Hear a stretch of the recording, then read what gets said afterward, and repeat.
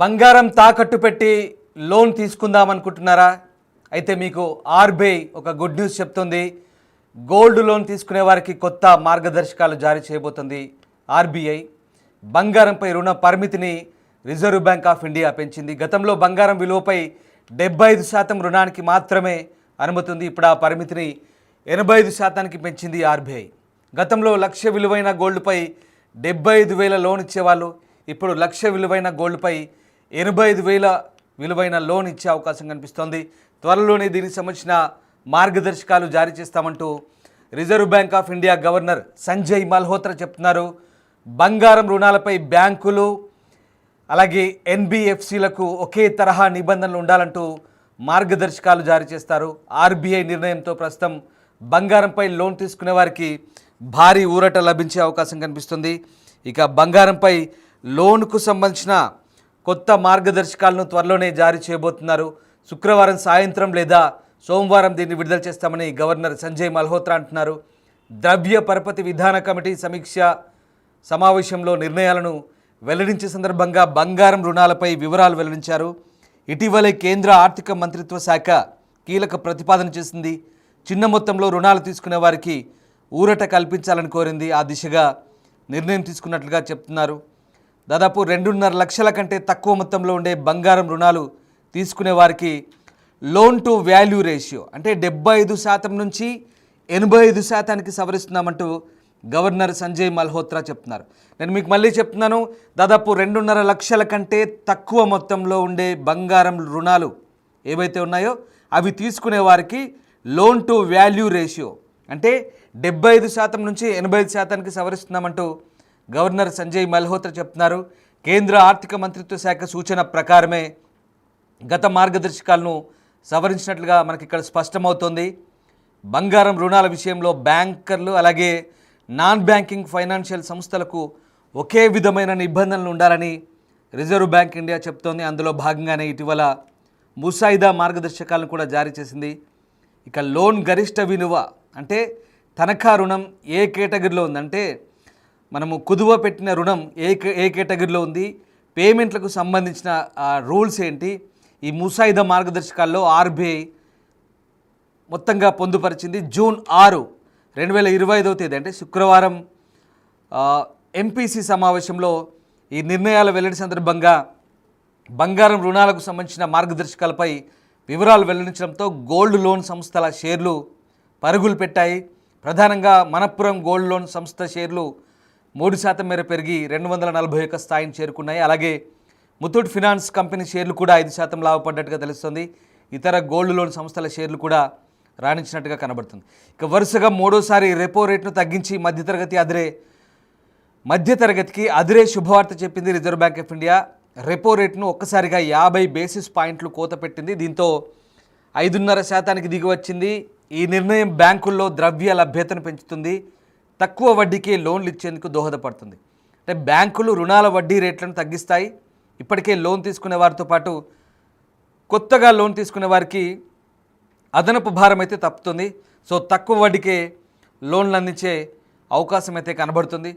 So మొత్తం మీద 2.5 లక్షల కంటే తక్కువ రుణాలు తీసుకునే వారికి లోన్ టు వాల్యూ అంటే 75% ఉంటే 85%కు సవరిస్తున్నారంటే 10% ఎక్కువ. దాదాపుగా ఫర్ ఎగ్జాంపుల్ మీరు 1,00,000 రూపాయల విలువైన బంగారం కుదవబెట్టారనుకోండి, దానికి 75,000 ఇచ్చేవారు ఇప్పటిదాకా.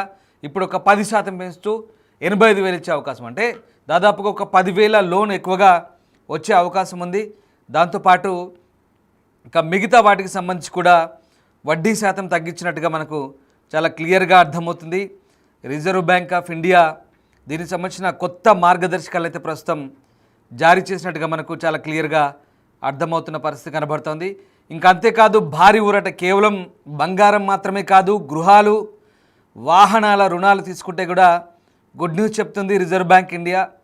వాహనాలకు సంబంధించి కానీ, హోమ్ లోన్స్ కానీ, వెహికల్ లోన్స్ కానీ ఏవైతే తీసుకుంటారో వాళ్ళకి కీలకమైన వడ్డీ రేట్లను 3సారి సవరించింది. ఈసారి ఈ రెపో రేట్ను ఏకంగా 50 బేసిస్ పాయింట్ తగ్గించింది. అంటే దాదాపు 6% నుంచి 5.5%కి తగ్గించడంతో ఇక్కడ హోమ్ లోన్స్ కానీ, వెహికల్ లోన్స్ కానీ, ఇతర అవసరాల కోసం తీసుకున్న రుణాలపై వడ్డీ భారం ఖచ్చితంగా తగ్గే అవకాశం కనిపిస్తోంది.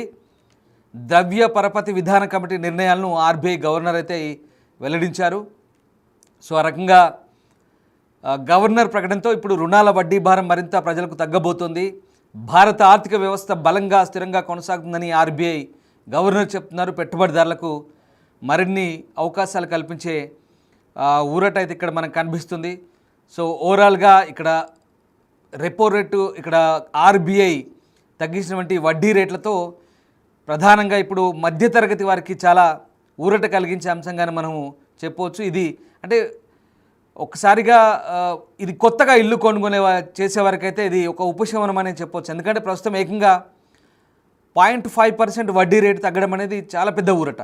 మొత్తానికైతే స్వల్పకాల వ్యవధిలోనే దాదాపు 0.75% వడ్డీ రేటు తగ్గాయి. ఇది ఆర్థిక రంగానికి ఊతమిచ్చే చర్య అని నిపుణులు కూడా చెప్తున్నారు. ముఖ్యంగా రియల్ ఎస్టేట్ రంగానికి అయితే వడ్డీ రేట్ల తగ్గింపు అనేది కొత్త ఊరట కనిపిస్తుంది. ఎందుకంటే ఇప్పుడు వడ్డీ రేట్లు తగ్గాయనుకోండి, హోమ్ లోన్లు తీసుకునే వారికి ఖచ్చితంగా ఇల్లు కొనుక్కోవాలనుకునేటువంటి ఆలోచన ఖచ్చితంగా ఉంటుంది. ఎందుకంటే ఆర్బీఐ నిర్ణయంతో వడ్డీ రేటు తక్కువగా ఉంటే ఇల్లు కొనుక్కోవాలనుకునే వారికి కూడా ఖచ్చితంగా ఆ రుణం అయితే తీసుకునే అవకాశం ఉంది. ఎట్టి పరిస్థితుల్లో కూడా అంటే గత రుణాలతో పోలిస్తే, గతంలో ఉన్నటువంటి వడ్డీతో పోలిస్తే ఇప్పుడు ఆ మిత్తి తగ్గుతుంది, వడ్డీ తగ్గుతుంది. కాబట్టి ఖచ్చితంగా కొంత ధైర్యం చేస్తారు, ఆ వడ్డీ తీసుకోవడం ధైర్యం చేస్తారు. ఇప్పుడు బ్యాంకర్లకు కూడా, కేవలం బ్యాంకులే కాదు, ఇక్కడ నాన్ బ్యాంకర్స్ కూడా ఇప్పుడు ఒకే రకమైనటువంటి నిబంధనలు ఉండేలా ప్లాన్ చేస్తున్నట్టుగా అర్థమవుతుంది. సో ఆర్బీఐ అయితే కీలక నిర్ణయం తీసుకుంది. బహుశా ఈ 2-3 రోజుల్లో ఇవి అమల్లోకి వచ్చే అవకాశం అయితే కనిపిస్తుంది. సో వడ్డీ రేట్లు తగ్గినప్పుడు ఇక్కడ మనం ఒకటి గుర్తుపెట్టుకోండి. ఎందుకంటే ఇలాంటి సమయంలో ఫ్లోటింగ్ ఇంట్రెస్ట్ రేటు పెట్టుకున్న వారికి కూడా వారికి ఈఎంఐ భారం అనేది తగ్గిపోతుంది. ఎందుకంటే వడ్డీ రేట్లు తగ్గినప్పుడు ఈఎంఐ భారం కూడా ఖచ్చితంగా తగ్గుతుంది. ఇవన్నీ కూడా మనం గుర్తుపెట్టుకోవాలి. సో ఆర్బీఐ సాధారణంగా బ్యాంకులకు రుణాలను అందిస్తుంది కాబట్టి వీరిపై వసూలు చేసే వడ్డీని రెపో రేట్ అంటారు. ఉదాహరణకు ఒక బ్యాంకులో ఆర్బీఐ వద్ద నుంచి 6% వడ్డీ రేటుతో డబ్బులు తెచ్చుకుని అనుకుందాం. సాధారణంగా కస్టమర్లకు ఇది 8% నుంచి 9%, అంటే దాదాపు 9% ఇంట్రెస్ట్తో ఈ హోమ్ లోన్స్ ఇస్తారు. సో బ్యాంకులో దాదాపు తాము తెచ్చుకున్న వడ్డీ రేటుపై 2-3% అదనంగా వడ్డీ వసూలు చేసి కస్టమర్లకు ఈ బ్యాంకులు రుణాలు ఇస్తాయి. ఏదైతే రిజర్వ్ బ్యాంక్ నుంచి తెచ్చుకున్న బ్యాంకులు ఏవైతే ఉంటాయో వారికి ఎట్లాగో కొంత లాభం ఉండాలి కాబట్టి మినిమం 2-3% ఎక్కువగా వడ్డీకి లోన్లు ఇస్తుంటాయి. కానీ ఈ లెక్కను చూస్తే ప్రస్తుతం ఆర్బీఐ గత 2 సమావేశాల్లో మొత్తం కలిపి దాదాపు 0.75%, అంటే దాదాపు ఒక శాతానికి దగ్గరగా వడ్డీ రేట్లు తగ్గించినట్టుగా మనకు కనబడుతుంది. ఈ లెక్కన భారీ ఎత్తున ఫ్లోటింగ్ ఇంట్రెస్ట్ అయితే తగ్గబోతుంది. సో ఇంటి రుణం తీసుకునే వారు ఎవరైతే ఉంటారో వారికి ఇది లాభదాయకమని చెప్పొచ్చు.